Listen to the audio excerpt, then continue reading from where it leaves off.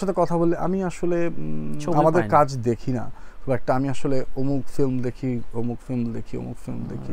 তো উনি পুরো পৃথিবী জয় করেছে, কিন্তু ইন্ডাস্ট্রিটাকে জয় করেনি, ইন্ডাস্ট্রিটাকে ওন করেনি। আমি হয়তো আমার ফর এক্সাম্পল তোমার আমার কথাই বললাম, তোমার গান আমার ভালো লাগলো না, আমি শুনে বলে আমার ভালো লাগেনি। আমার গান তোমার ভালো লাগলো না, তুমি আমার গানটা শুনে বলো ভালো লাগেনি। থিয়েটারে আসার আগে আমরা যেন সবাইকে বলতে পারি, সেই মার্কেটিং টাইম অ্যান্ড ফাইন্যান্সটা যেন থাকে, যাতে করে আমরা সবাইকে বলতে পারি যে এই ছবিটা আসছে, আপনি দেখুন, ভালো লাগুক খারাপ লাগুক, কিন্তু ছবি দেখার যে চর্চাটা, এই যে সবাই প্রত্যেকটি ডিরেক্টর, প্রত্যেকটি আর্টিস্ট, আজকে সাকিব ভাইয়া, সিয়াম, দেন আরিফিন শুভ, দেন আজাদ, হ্যাঁ, রাজ, এরা যে মানে একটা গতি করে দিয়েছে, একটা পুরো ইন্ডাস্ট্রিতে একটা গতি চলছে, সেই গতিটা অব্যাহত থাকে। এখন আমি যদি খুঁজে বেড়াই সারাদিন যে এই কী হয়েছিল ওখানে, আমি এই গল্পেই থাকবো ভাইয়া, আমাকে কেউ বের করতে পারবে না এখান থেকে, and I am stuck there. So আমি আমি শ্যুট না থাকলে আমি বাই 8:30 ঘুমিয়ে পড়ি। ফেসবুকে কে লিখলো কি লিখলো না বাধা করে না, I am sorry to say, I don't care for that, because আমাকে 5:30টায় উঠতে হবে, আমাকে একটা হেলদি মেন্টালিটিতে থাকতে হবে। সবাই রাত জেগে সিরিজ দেখে, আমি ভর্তি দেখি। আমি যেহেতু জেনেই বিয়ে করেছি যে সে কাজ করে, সো আই নেভার এক্সপেক্ট যে নাদি আমার জন্য রান্না করে শাড়ি পরে বসে থাকবে। এটা আমার স্টুপিডিটি। বরঞ্চ আমি ওইটা তাকে কোঅপারেট করা উচিত যে সে সারাদিন কাজ করে আসতেছে, সে হাত মুখ ধুয়ে ফ্রেশ হলো কিনা।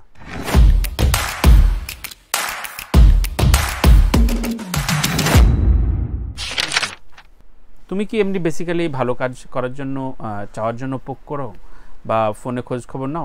আমি অবশ্যই চেষ্টা করি আমার মানে ইন্ডাস্ট্রির কাজ দেখতে। এটা আমাদের ইন্ডাস্ট্রির আরেকটি বড় মাইনাস পার্ট আমি মনে করি পার্সোনালি। কারোর সাথে কথা বললে আমি আসলে আমাদের কাজ দেখি না খুব একটা। আমি আসলে অমুক ফিল্ম দেখি, অমুক ফিল্ম দেখি, অমুক ফিল্ম দেখি।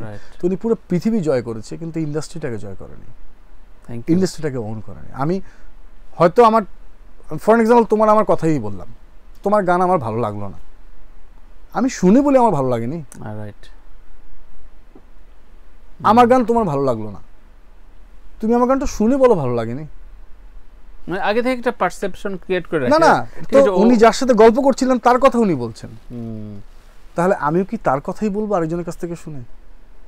তো এটা তো তোমরা মানে বংশ পরম্পরায়, মানে ইন্ডাস্ট্রি বংশ পরম্পরায় শিখে আসছো। চেঞ্জ হচ্ছে ভাইয়া, চেঞ্জ হচ্ছে। কারণ কি, এই যেমন আমি আজকে বললাম যে আমাদের প্রত্যেকটি চলচ্চিত্র, প্রত্যেকটি নাটকের যাদের নামই আমি বললাম, প্রত্যেকে তাদের নিজের গুণে এতটা পথ চলে আসছে, এবং তাদের কি কষ্ট কম করতে হয়েছে? এত সহজ না। শীতকালে বৃষ্টিতে ভেজা ফাজলামও না রাত্রে 1টা-1:30টার সময়, কিংবা কারো চোখের দিকে তাকিয়ে একজন ডিরেক্টর, একজন স্ক্রিপ্ট রাইটার যে ভাবনাটা ভেবেছে সেটাকে বলা এত সহজ না। এবং সেই সাথে আরেকটি চরিত্র রপ্ত করা, এটা এত সহজ না, কোনোটি এত সহজ না। কিন্তু হ্যাঁ, এক একজন এক একভাবে ফ্লারিশ করবে, এটাই তো আসল। সবাই কি একভাবে ফ্লারিশ করবে? তাও তো না।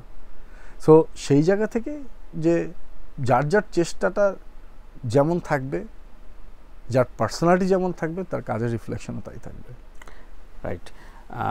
আমাদের দেশে ফিল্মটাকে আসলে ওন করে ডেলিভারি দেয়া, বা যেটা নাটক বা সিরিজ থেকে হয়ে আসছে, আমরা 1-2 মানে উদাহরণ দিতে পারি। রায়হান রাফি আসছে শর্ট ফিল্ম করতে করতে, এখন ফিল্মে এসে একটা নিজস্ব বলয় তৈরি করেছে।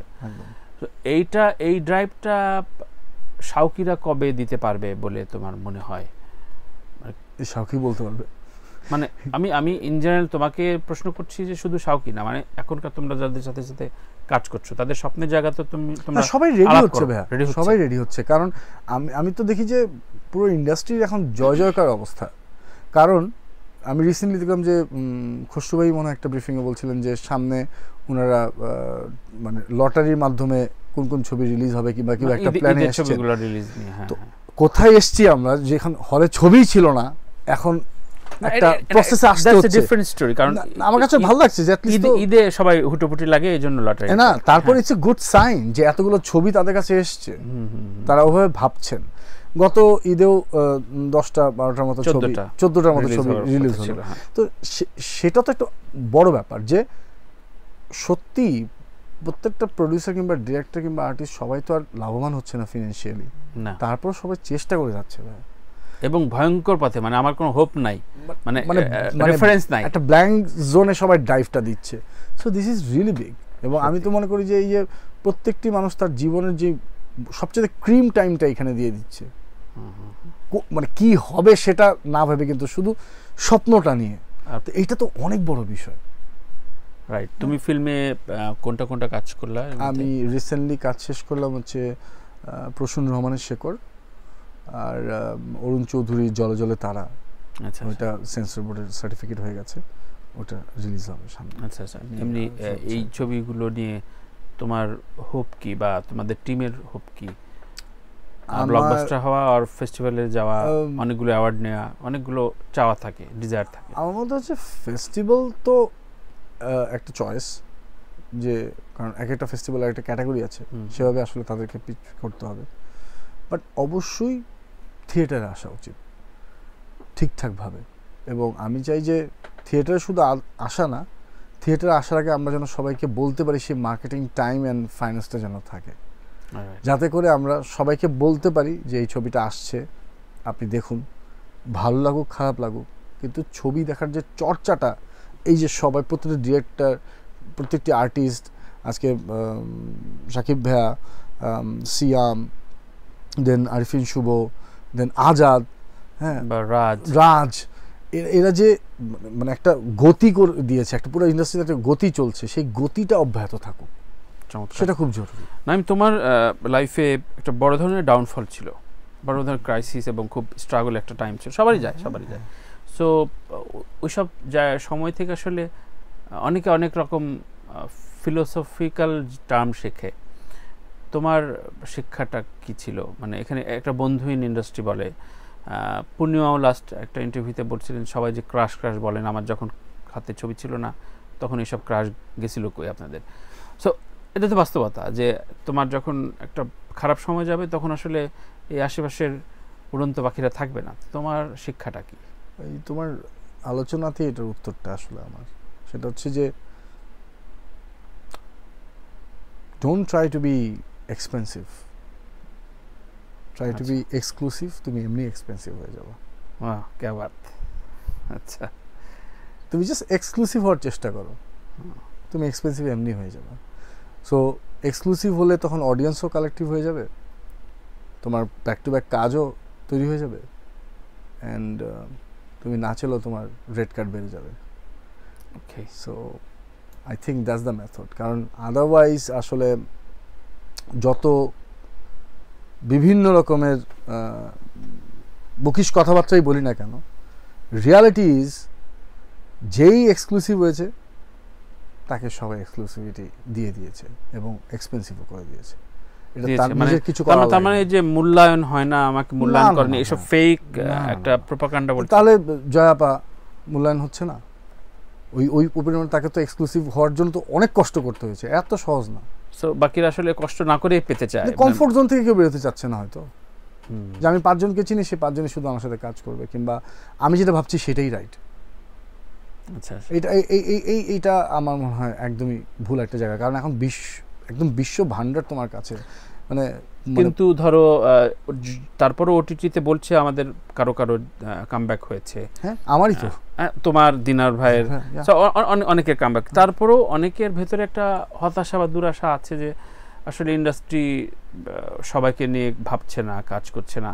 তাহলে কি তাদের এক ধরনের কমিউনিকেশন গ্যাপ আছে কিনা? কারণ ইন্ডাস্ট্রি তো আসলে অনেক চয়েস বলবো, চয়েস, উনি যাদের সাথে কথা বলছে এই দুঃখটা প্রকাশ করছে, ওটা না করে উনি যার সাথে কাজ করতে চায় তার সাথে দুঃখটা প্রকাশ করুক।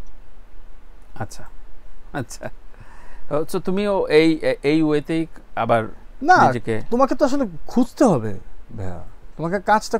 এখন আমরা বললে যে সবাই যেমন বলে যে why you are so positive, Naim? Because I seek positive, I look for positive things. এখন আমি যদি খুঁজে বেড়াই সারাদিন যে এই কি হয়েছিল ওখানে, আমি এই গল্পেই থাকবো ভাইয়া, আমাকে কেউ বের করতে পারবে না এখান থেকে। অ্যান্ড আই এম স্টাক দেয়ার।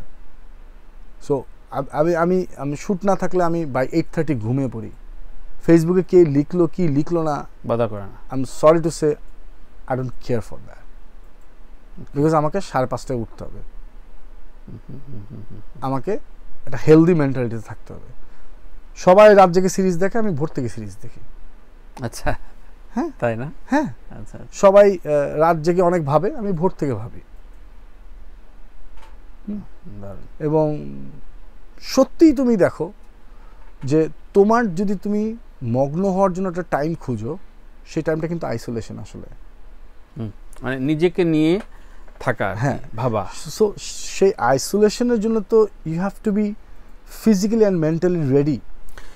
কিন্তু তোমাদের ভেতরে নাকি ভীষণ অস্থিরতা কাজ করে স্ক্রিন প্রেজেন্স না থাকলে দীর্ঘদিন, এবং এটা নাকি ওয়ার্কও করে, যে অনেকদিন না থাকলে ডাকতে চায় না, ভাবতে চায় না, কিছুটা ঘটে।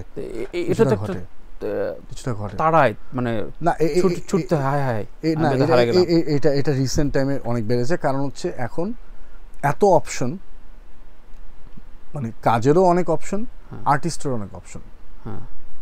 কারণ এখন আসলেই তো একসাথে অনেকগুলো জেনারেশন আমরা একসাথে মার্চ করছি। সো এটার তো একটা লোড আছে ভাইয়া। হ্যাঁ, আর সত্যি যে অপরচুনিটি এখন যে সময়টা চলছে, অপরচুনিটি অনেক বড় ফ্যাক্ট, এটা একদম রিয়ালিটি। সো বললেই হবে না যে আর কেন আমি অপরচুনিটি পিছনে কেন দৌড়াবো। ওকে, তার মানে একটা কমফোর্ট জায়গায় তৈরি করার জন্য ইন্ডাস্ট্রিতে আছে, বাট স্ট্রাগল করতে হবে, অবশ্যই স্ট্রাগল করতে হবে। ধরা যাক কালকে নাইমকে একটা ইন্টারন্যাশনাল কোম্পানি মান্থলি, আমি জানি না তুমি এখন কত ইনকাম করো, ধরো তোমাকে 20-30 লাখ পার মান্থ তোমাকে বলা হলো, তুমি আপাতত 2টা বছর আমাকে সময় দাও, তোমাকে 3 ইয়ার্স তোমার মানিমেক 8-10 কোটি টাকা হয়ে যাবে 3 বছরের জন্য, তো তুমি ডুব দিয়ে দেবে অভিনয় ছেড়ে? ওয়াও, তাহলে আমি এতটুকু আসছি, 30 লাখ দিচ্ছে, তাহলে আমি যদি আর 1 বছর যাই উনি আমাকে 1 crore করে দিবে। ওকে, আমার প্রশ্ন হচ্ছে এখানে যে ধরো নাইম, অনেকে একটা ফ্রাস্ট্রেশনের জায়গায় থেকে, এবং যেতে হয়, সংসার বিলং করতে হয়, লাইফস্টাইল বিলং করতে হয়, অনেকের ওয়াইফ কাজ করে না, বা অনেকের husband. Very true, very true, very true. ঢাকার লাইফস্টাইল তো ভীষণ, আমি তোমার সাথেই গল্পগুলো বলেছি। হ্যাঁ হ্যাঁ রাইট। তো এই জায়গাগুলোতে একটা পর্যায়ে সত্যিকার অর্থে পেশার জায়গা আজীবন রাখা সম্ভব কিনা, এটা একটা বড় চ্যালেঞ্জ। এখন হয়েছে কি ভাই, আমি আমার ছোট্ট স্ট্রাগল থেকে যতটুকু শিখেছি সেটাই আমি শেয়ার করতে পারবো। তুমি যদি ইনডিসিপ্লিন হও ভাইয়া, তোমার এক্সপেন্স বাড়বে। আচ্ছা, ইট ইজ আ মাস্ট। এটা আমি একদম confirm by note on paper. আমি ইনডিসিপ্লিন মানে বিশৃঙ্খলাটা কোন জায়গায়? বিশৃঙ্খলাটা হচ্ছে ধরো পার্টি শাটি করা, বা পার্টি করারও কিন্তু একটা ডিসিপ্লিন আছে বাংলাদেশে। এখন আর অতটা পার্টি মানে কালচারটা তৈরি হয়নি। তুমি যে কোনো বিষয় ধরো, এই প্রোগ্রামে একটা ডিসিপ্লিন আছে, আমরা সারা রাত এই প্রোগ্রামটা করতে পারবো না, আমাকে একটা টাইম ফ্রেমের ভিতরে শেষ করতে হবে। সো প্রত্যেকটি জিনিসের একটা ডিসিপ্লিন আছে, আদারওয়াইজ এটা কিন্তু এক্সপেন্স বেড়ে যাবে। এই লাইটের বিল বাড়বে, আমাদের দুজনের বিল বাড়বে, ইলেকট্রিসিটি বিল বাড়বে, সব বাড়বে, রাইট? সো বিষয়টা হচ্ছে এইটাই যে প্রত্যেকটি জিনিসের যাতে মিনিমাম ডিসিপ্লিন থাকা যায়, এবং স্ট্রাগল টাইমটাতে আমার মনে হয় ইনডিসিপ্লিনটা খুব বেশি, মানে ডিসিপ্লিনটা খুব বেশি জরুরি। ওকে, তাহলে হয় কি, ওই সময়টায় অনেক কিছু দ্বারা আমরা ড্রিভেন হয়ে যেতে পারি, এবং যে কেউ আমার অ্যাডভান্টেজ নিতে পারে। তো সেক্ষেত্রে নিজের পার্টনার হিসেবে নাদিয়া কতটা তোমার জন্য কমফোর্ট, বা একজন অভিনয় শিল্পীর সাথে ঘর করা? না, ঘরে আমি এটা আলহামদুলিল্লাহ ভেরি মাচ ব্লেসড। হ্যাঁ, ঘরে আসলে আমার কোনো অভিনয় শিল্পী থাকে না। না, তা তো অবশ্যই থাকে না, কিন্তু আমি বলতে চাচ্ছি যে as a working lady. Oh yeah, I do cooperate her. Okay, and in a way cooperate, যে আমি কখনো আমি যেহেতু জেনেই বিয়ে করেছি যে সে কাজ করে, সো আই নেভার এক্সপেক্ট যে নাদিয়া আমার জন্য রান্না করে শাড়ি পরে বসে থাকবে। ওকে, এটা আমার স্টুপিডিটি। রাইট। বরঞ্চ আমি ওইটা তাকে কোঅপারেট করা উচিত যে সে সারাদিন কাজ করে আসতেছে, সে হাত মুখ ধুয়ে ফ্রেশ হলো কিনা। রাইট, তার মানে বলতে চাচ্ছ যে অভিনয়টা একেবারে আমৃত্যু তুমি বিলং করতে চাও এবং সেই জায়গাটা তুমি আল্লাহ থাকবে। যদি তৌফিক দেয় আমি আসলে কোনোভাবেই জার্নিটা চেরিশ করতে চাই আসলে। আচ্ছা এই জার্নিটা চেরিশ করতে চাই এবং ডিফিকাল্টিজ এখন পর্যন্ত যতটুকু ফেস করলাম, হ্যাঁ। হয়তো সামনে আরও বেশি ডিফিকাল্টিজ আছে, হয়তো কম আছে, আমি জানি না, কিন্তু যে লার্নিংটা আমি পেয়েছি সেটাকে আসলে আমি ভুলতে চাই না। এটা আমি খাতায় লিখে রেখেছি আসলে, সেটা আমি বারবার পড়তে চাই, সম্ভব হলে প্রতি সপ্তাহে একবার করে পড়তে চাই, যাতে করে মনে থাকে।